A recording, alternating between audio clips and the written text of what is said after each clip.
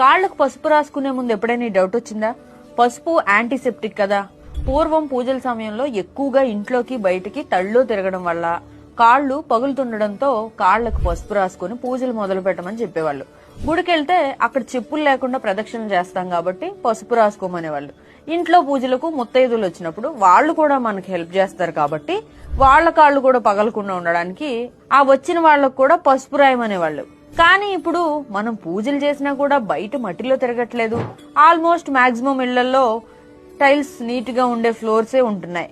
మట్టిలో తిరిగినప్పుడు పసుపు ఎందుకు అనుకుంటున్నారా? నేను కూడా సేమ్ ఇలాగే అనుకున్నా. కొంతమందితో మాట్లాడక ముందు నాకు ఇప్పుడు ఒక క్లారిటీ వచ్చింది. అదేంటో మీకు కూడా షేర్ చేస్తాను.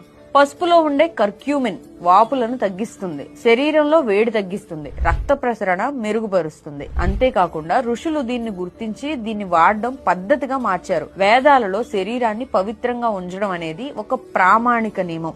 పూజల్లో ఆధ్యాత్మిక కార్యక్రమాల్లో పాల్గొనేటప్పుడు